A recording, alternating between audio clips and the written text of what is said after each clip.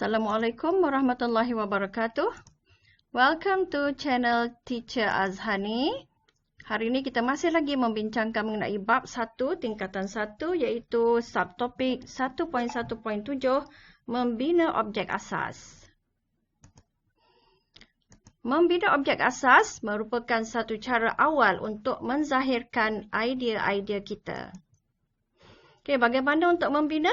Kita ambil beberapa objek asas, jadikan dia sebagai bongkah dan gunakan teknik-teknik penggabungan, maka akan terbentuklah suatu objek baharu.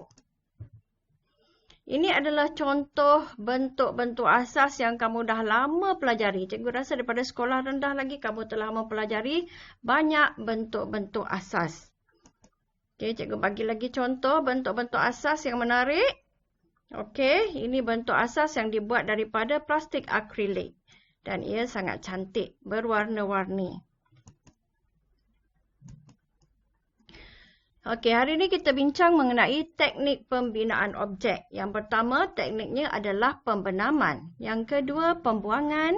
Yang ketiga, penyatuan. Yang keempat adalah peleraian.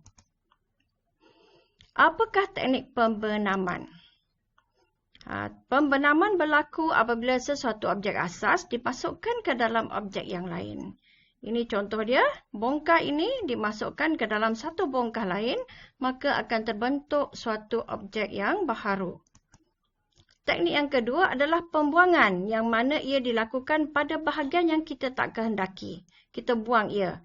Sama ada dikerat ke, ditebuk ke, dicungkil keluar ke, itu adalah kita panggil sebagai teknik pembuangan. Sebagai contohnya, kita ada satu bongkah, kita potong keluar dan akan terbentuk satu bongkah baharu.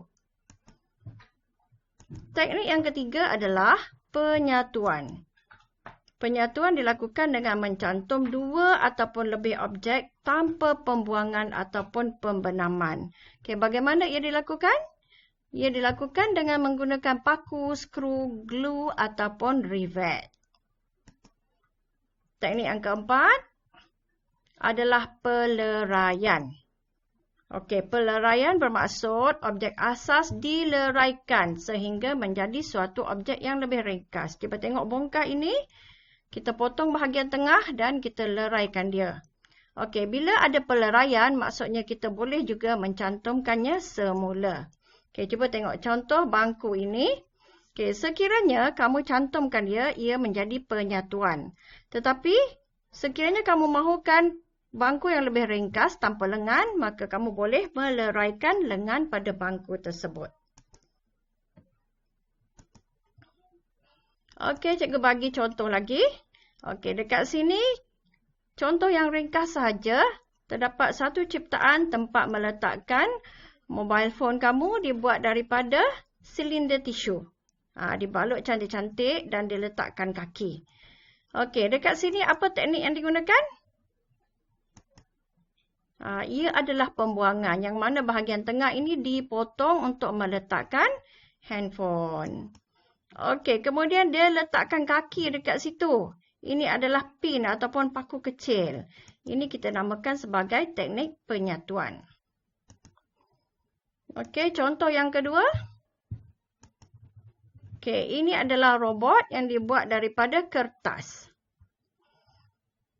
Okey, kita tengok apakah yang telah dilakukan pada kertas-kertas ini. Okey, yang pertama, apa yang kamu nampak adalah bahagian kecil ini dimasukkan ke dalam bahagian objek yang lebih besar. Ini kita panggil sebagai pembenaman. Okey, pada keseluruhan objek ini, apa yang berlaku? Okey, kita boleh buat peleraian. Sebagai contohnya, robot ini mempunyai tangan yang besar. Sekiranya kamu nak meringkaskan tangan dia, kamu boleh leraikan semula tangan tersebut dan menjadi reka bentuk ini lebih ringkas. Okey, tetapi sebelum dibuat pembenaman dan sebelum dibuat peleraian, apa yang berlaku? Kertas ini dipotong dan digunting untuk membentuk objek yang dikehendaki. Ini kita namakan sebagai pembuangan. Okey, seterusnya. Okey, cikgu bagi beberapa contoh dekat sini yang mana ini semua adalah produk-produk yang menggunakan objek asas. Yang ini menggunakan cuboid yang mana menggunakan teknik pembuangan dan juga penyatuan. Ya. Pembenaman pun boleh juga sebab apa? Silinder ini diletakkan ke dalam bentuk cuboid ataupun kotak ini.